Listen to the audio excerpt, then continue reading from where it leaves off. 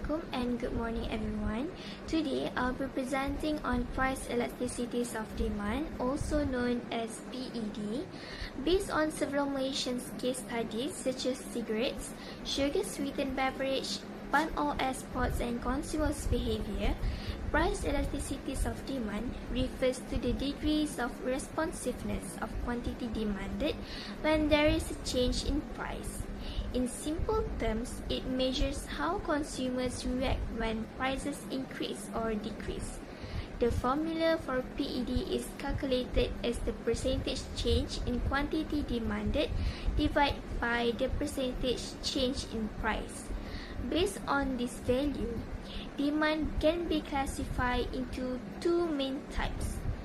First is elastic demand, where PED is greater than 1. This means consumers are highly responsive to price changes. A small increase in price will lead to a larger decrease in the quantity demand.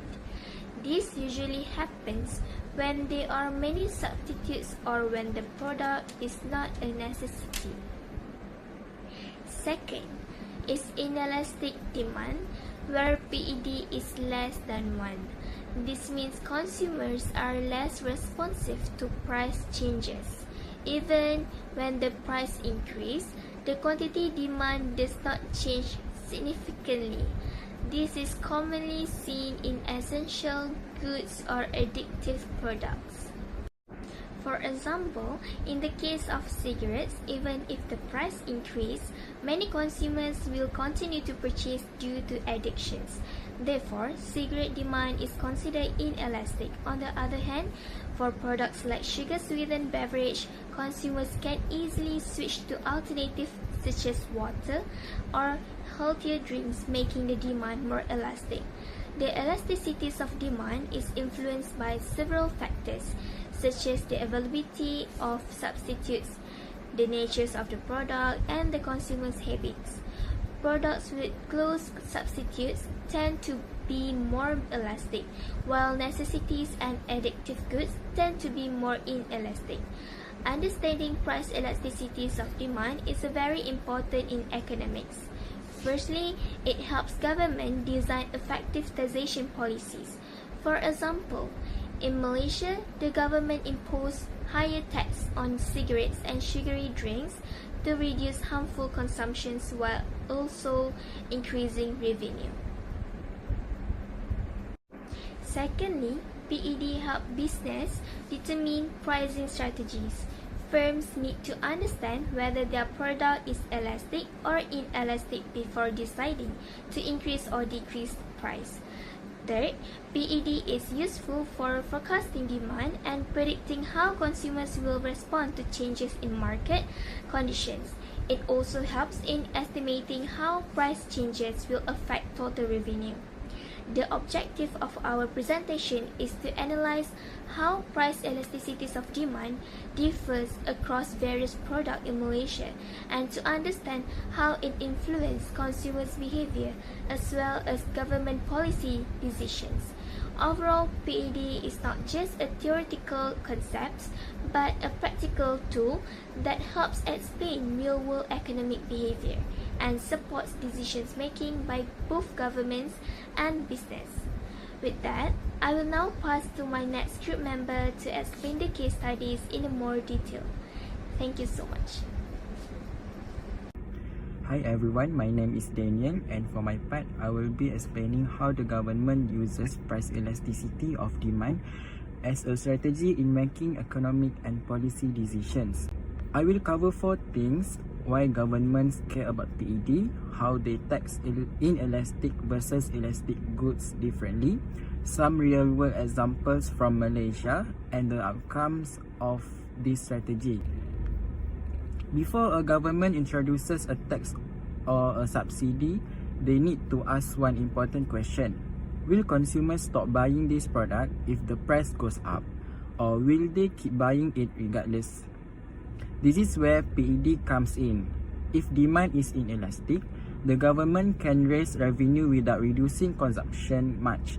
If demand is elastic, a tax will effectively reduce consumption. which is useful for public health goals. So PED is basically a planning tool that helps governments balance two goals, which is raising revenue and changing consumer behavior. The first strategy is taxing inelastic goods to maximize revenue. When demand is inelastic, consumers keep buying even after the price rises. This means the tax burden falls mostly on consumers and the government collects large, stable revenue. In Malaysia, examples of inelastic goods that are heavily taxed include tobacco, petrol or diesel, and alcohol. The reason these goods are inelastic is because they are either necessities or addictive. People do not easily reduce consumption, even when the price increases. The second strategy is taxing elastic goods to change consumer behavior. When demand is elastic, consumers are very sensitive to price. So when prices rise, they reduce their buying significantly. The government uses this to achieve public health or social goals.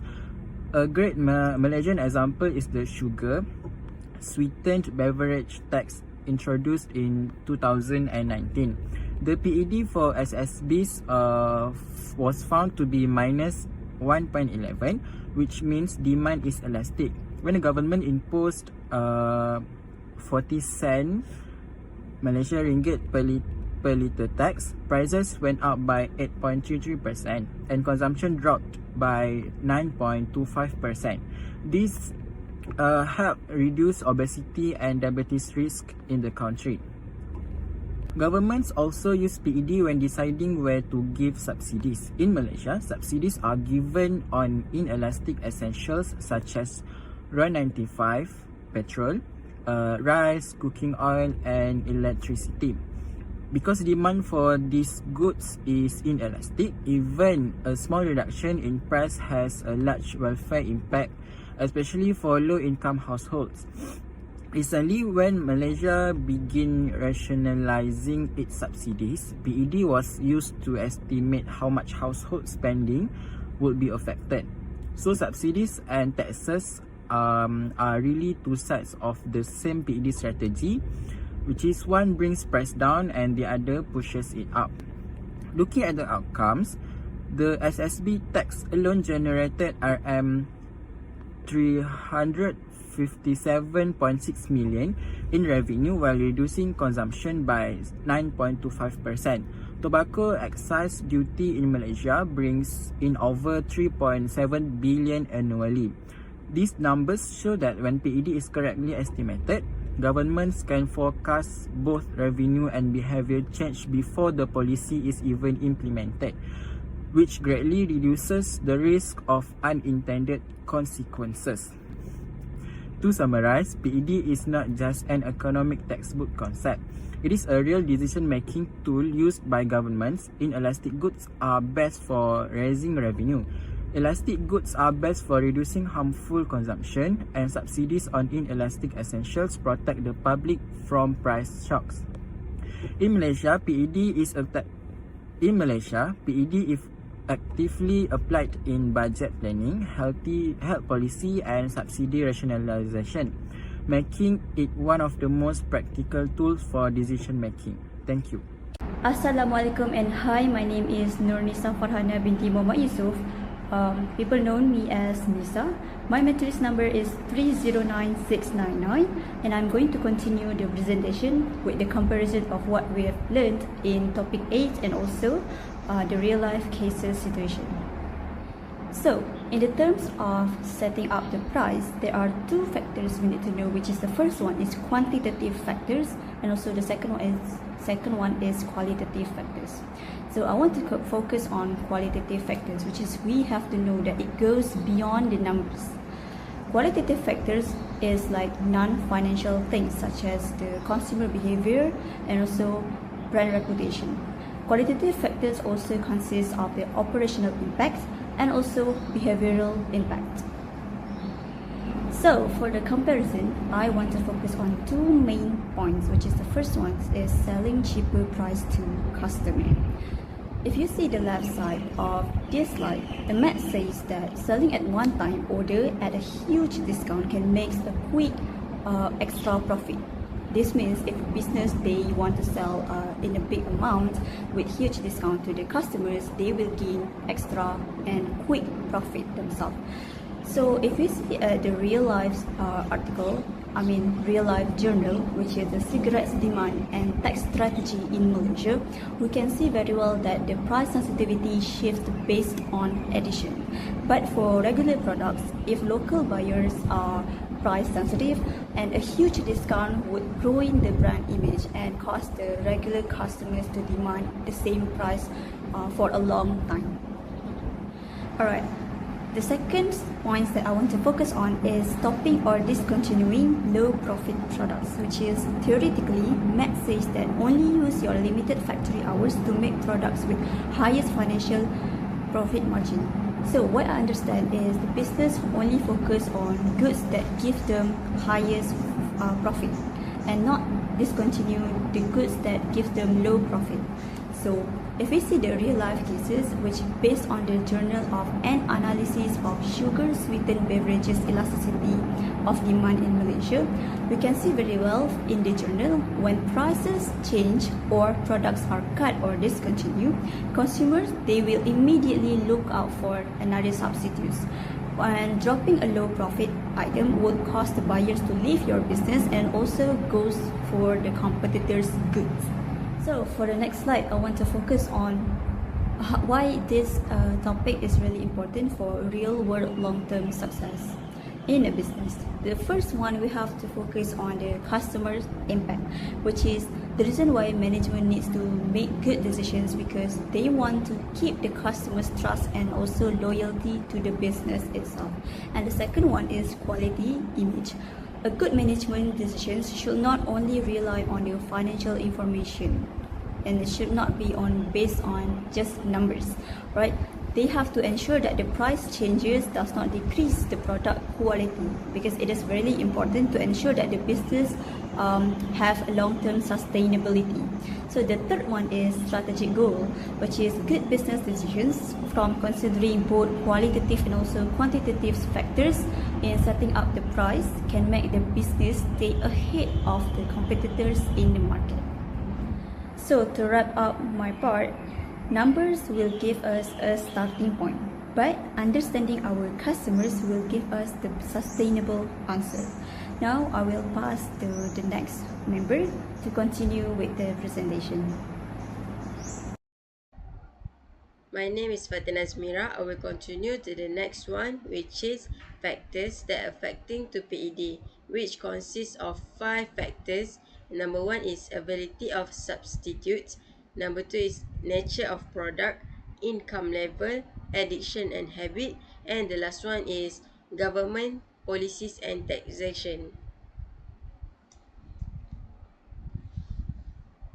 I will explain for one of each option, which number 1 is availability of substitute. Product with many substitutes usually have more elastic demand because consumers can easily switch to another alternative.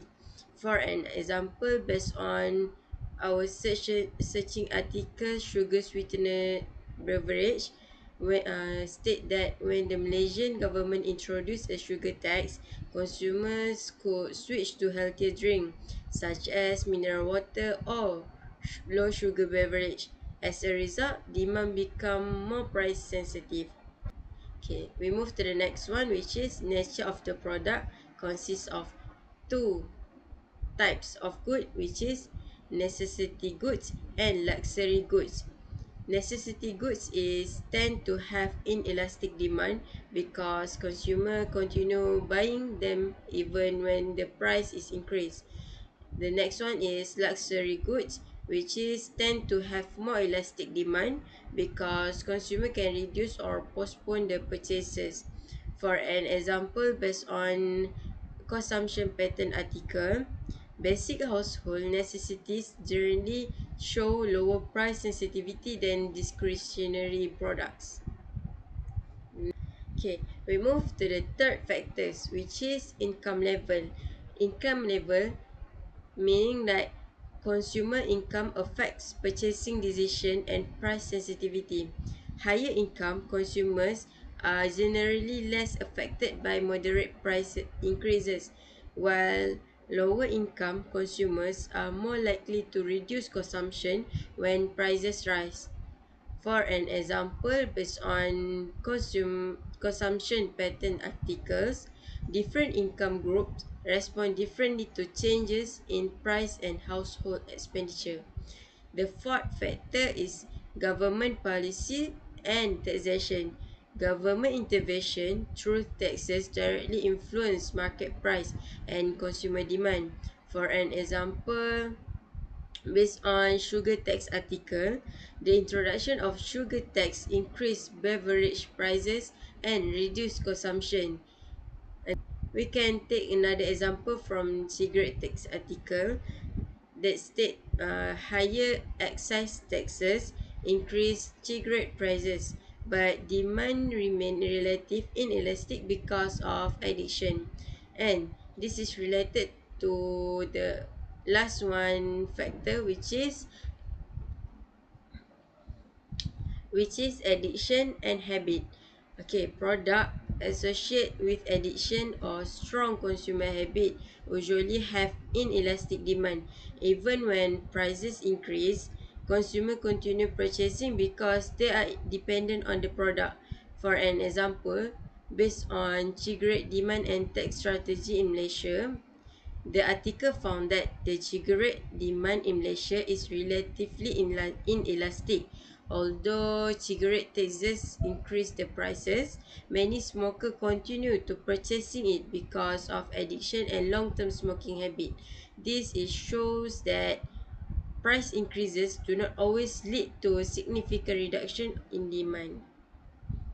Okay, based on the 5 articles, price elasticity of demand is influenced by several important factors, which is availability of substitutes, nature of the product, addiction and consumer habits, income level, and the last one is government taxation and policy. The findings also demonstrate that PED is an important tool for both businesses and governments. Business use PED to develop pricing strategies and forecast demand, while the government use PED to design tax policies, influence consumer behavior, and achieve public policy objective. Overall, understanding PED helps decision makers make more effective economic and businesses. Hello everyone and a very good day to our lecturer. Before I begin my part of the presentations, let me introduce myself. My name is Nur Elena binti Sinawi and my metric number is 313246. Today, I will be presenting on this slide how PED support decision making. While we already know the basic definitions of PED, this slide focuses entirely on its heavy practical value. In the real world, data isn't just collected to be stored. It is used by manager and leaders to drive critical choices. Whether an organization is managing a small commercial brand or a government is overseeing a massive national economy. Understanding how consumers react to price changes is the ultimate foundation for strategic planning. Let's break down this support system into the 4 major pillars shown on the slide. Let's start with the first point, pricing decision, which is highly relevant from a corporate and business perspective. For marketing strategies, sales managers, and business owners, PED acts as a prices roadmap to determine the most profitable pricing strategies for their products. For instance, if a business analyzes its sales data and finds that its product is inelastic, meaning it has high brand loyalty, is a necessity, or has a very few close substitutes, management can confidently make the decision to increase prices slightly.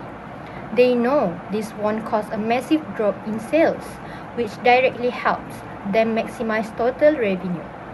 On the other hand, if a product is highly elastic and faces intense competitions, a careless price hike could drive customers away instantly to alternative brands.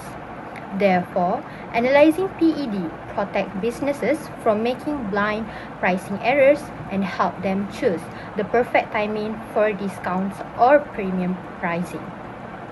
Moving on the second point, tax decision. This viewpoint shifts our focus from corporate boardrooms to governments and policymakers.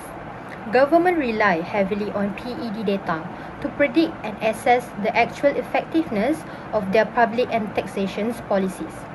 Generally, when a government intends to introduce a new tax or increase existing tax rates to generate national revenue, they will deliberately target inelastic goods such as petrol, alcohol, or tobacco. They do this because they know consumer demand will remain relatively stable despite the added costs, ensuring a steady stream of tax revenue.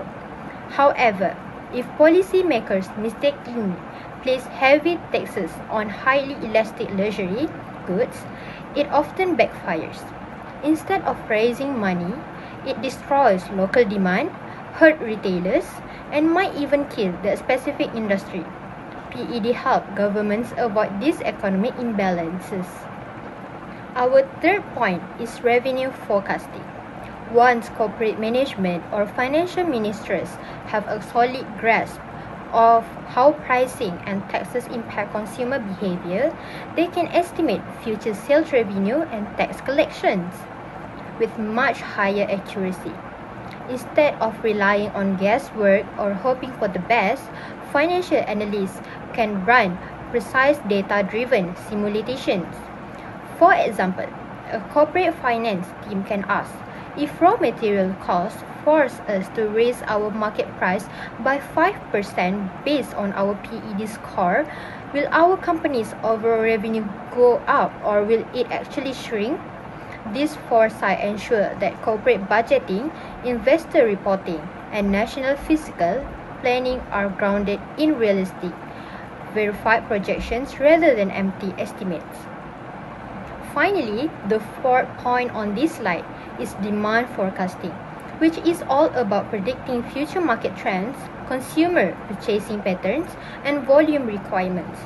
By closely analyzing historical PED trends alongside general economic shifts, businesses and supply chain managers can anticipate how consumers will react during periods of high inflations of changing income levels. This foresight allows manufacturing plants and logistic teams to adjust their production schedules early. It ensures they prepare sufficient inventory in advance to completely avoid costly stock out when demand peaks, while also preventing massive overproductions and wasteful storage costs when the market cools down. Hello. Now, let's move on to our final slide, the conclusion. To wrap everything up, it is clear that price elasticity of demand is far more than just a theoretical calculation found in economic textbook. It is a powerful, real-world strategy asset. As we have seen across the four pillars, PED guides smarter, data-driven decisions, both at a micro level for corporate businesses, growth, and a macro level for national economic stability. Without it, organization would be operating in the dark. That concludes my explanation for these two slides. Thank you so much for your time and for listening.